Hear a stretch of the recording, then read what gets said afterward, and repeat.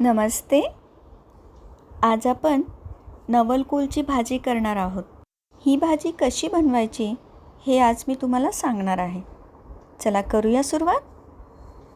यासाठी मी येथे एक नवलकोल, त्यानंतर 2 कांदे, एक मोठा टोमॅटो, एक छोटा बटाटा, मिरची आणि लसूण घेतलेले आहे. ही भाजी 2 व्यक्तींसाठी अगदी व्यवस्थित होते. तुम्हाला जर जास्त जणांसाठी भाजी बनवायची असेल तर याचे प्रमाण तुम्ही वाढवू शकता.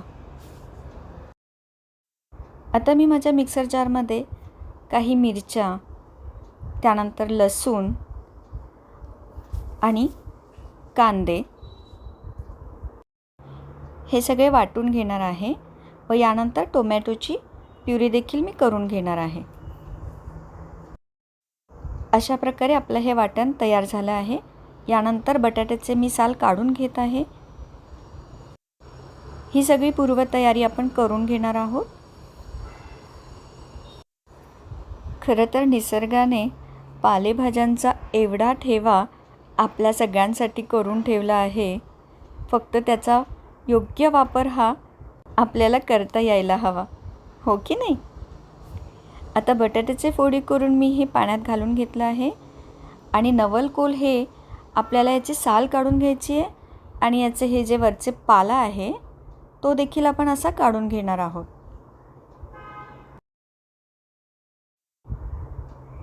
तर हा पाला आपण साईडला करून घ्यायचा आहे आणि याचा वरचा आणि खालचा भाग देखील आपण काढून घेणार आहोत. हे अशा पद्धतीने आपण याला सोलून घेणार आहोत. यानंतर आपण याचे बटाट्यासारखे फोडी करून घेणार आहोत. तुम्ही बघू शकता मी हे अशा पद्धतीने सोलून घेतले आहे. याच्या व्यवस्थित फोडी करून हे देखील आपण पाण्यामध्ये घालून घेणार आहोत.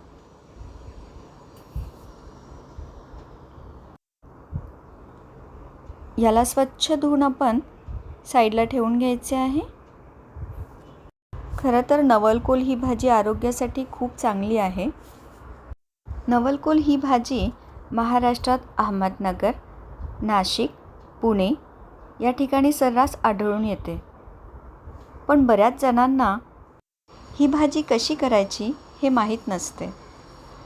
याच्या पाल्याचे देखील तुम्ही भाजी करू शकता किंवा सलाड म्हणून खाऊ शकता.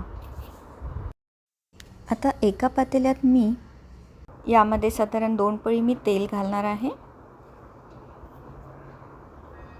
तेल चांगले गरम झाले की मग आपण यामध्ये अर्धा चमचा जिरे घालणार आहोत. जिरे चांगले तडतडल्यानंतर आपण यामध्ये तयार केलेले मिश्रण घालणार आहोत. हे मिश्रण आपण चांगले परतून घ्यायचे आहे. मिश्रण चांगले परतून घेतल्यानंतर आपण यामध्ये साधारण अर्धा चमचा कढीपत्त्याची पावडर घालणार आहोत. लहान मुले कढीपत्ता काढून टाकतात, त्यामुळे तुम्ही यामध्ये कढीपत्त्याची पावडर घातली तर त्यांना कळणार देखील नाही, हो की नाही? यानंतर मी यामध्ये टोमॅटोची प्युरी घालत आहे.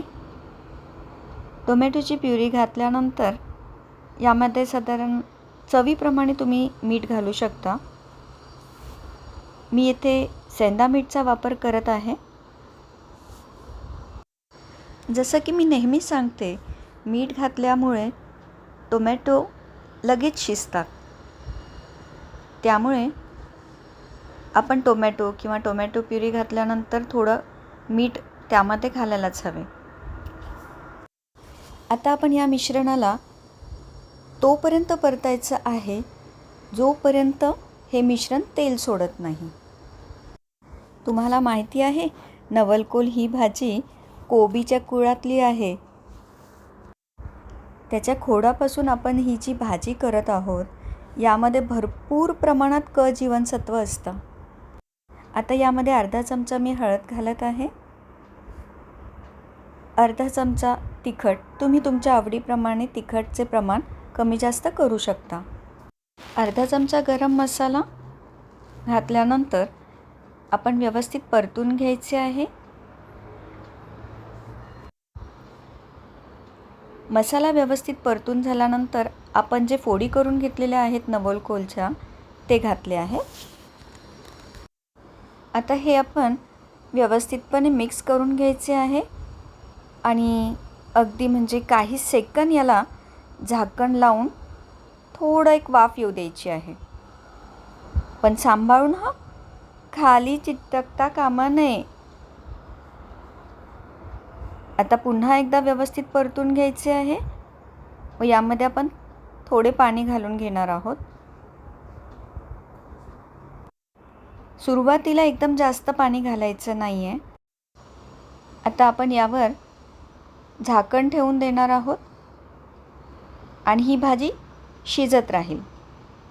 पण अधूनमधून आपण याचे झाकण काढून भाजी पुन्हा एकदा व्यवस्थित मिक्स करून घ्यायची आहे आणि आपल्याला हे सतत अधूनमधून करायचे आहे. आपल्याला ही भाजी अगदी मंद आचेवरच शिजवायची आहे बरं का. त्यामुळे गॅसची फ्लेम ही आपल्याला कमी ठेवायची आहे. ही भाजी शिजायला थोडा वेळ लागतोच, पण खायला खूप सुंदर लागते. तुम्हाला सांगते, नवलकोल ही भाजी औषधी आहे, पण बऱ्याच जणांना ही भाजी कशी करायची हेच माहिती नसतं. त्यामुळे बाजारात गेल्यानंतर ही भाजी कशी बनवायची हे माहीत नसल्यामुळे बरेच जण ही भाजी काही घेत नाही. या भाजीची लागवड ही पावसाळ्यात केली जाते. हिवाळ्यात खूप प्रमाणात याचं उत्पन्न होतं. त्यामुळे हिवाळ्यात या भाजीचा तुमच्या आहारात आवर्जून समावेश करा आणि आपलं आरोग्य व्यवस्थित ठेवा. ही भाजी व्यवस्थित शिजली आहे की नाही यासाठी तुम्ही थोडासा याचा तुकडा डिशमध्ये काढून तो दाबून बघायचा. जर तो व्यवस्थितपणे दाबला गेला तर ही भाजी शिजली आहे. नाहीतर तुम्ही पुन्हा एकदा झाकण ठेवून व्यवस्थितपणे शिजवून घ्यायचे आहे. ही भाजी बनवायला तशी खूप सोपी आहे. तुम्ही यामध्ये तुमच्या आवडीप्रमाणे फेरबदल देखील करू शकता. तुम्हाला जर आवडत असेल तर तुम्ही यामध्ये ओले मटारचे दाणे देखील घालू शकता. तुम्हाला जर या भाजीमध्ये पातळ रस्सा हवा असेल तर यामध्ये तुम्ही पाण्याचे प्रमाण हे वाढवायचे आहे. पुन्हा एकदा आपण बघूया ही भाजी शिजली आहे की नाही. अगदी सहजपणे दाबली गेली म्हणजे ती भाजी व्यवस्थितपणे झाली आहे. थोडी अजून ही भाजी शिजायला हवी आहे, म्हणून यामध्ये मी थोडे पाणी घालून घेत आहे आणि तुम्ही येथे पाणी गरम करून मगच घाला. अगदी किंचित पाणी घातले आहे आणि पुन्हा एकदा झाकण ठेवून एक वाफ काढून घेणार आहे. ही भाजी शिजायला किती वेळ लागतो हे मी तुम्हाला पुढे सांगणारच आहे. आता सध्या झाकण ठेवून पुन्हा एक मी वाफ काढून घेत आहे. आपण पाणी कमी घातल्यामुळे सतत 7-8 मिनिटांनी आपल्याला हे चेक करायचे आहे. वाह, किती छान शिजली आहे ही भाजी बघा आणि कलर पण खूपच छान आला आहे. भाजी बघून तोंडाला पाणी सुटले की नाही. ही भाजी तुम्ही पोळी किंवा भाकरी किंवा भात कशाबरोबर पण तुम्ही खाऊ शकता. आपली भाजी ही तयार आहे.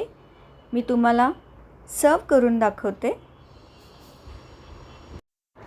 ही भाजी साधारण 25 ते 30 मिनिटात तयार होते. ही भाजी तुम्ही डब्याला देखील घेऊन जाऊ शकता. चवीला खूपच छान लागते. नक्की करून बघा आणि तुमचा अभिप्राय कळवायला मला विसरू नका. आणि हो, सगळ्यात महत्त्वाचं, सबस्क्राईब करायला विसरायचं नाही. सोबतच असलेले बेल आयकॉन देखील प्रेस करा, जेणेकरून मी अपलोड केलेल्या व्हिडिओचे नोटिफिकेशन हे सर्वप्रथम तुम्हाला कळेल. आता या भाजीचा आस्वाद मी घेणार आहे. आपण पुन्हा भेटू. तोपर्यंत स्वस्थ रहा. बाय.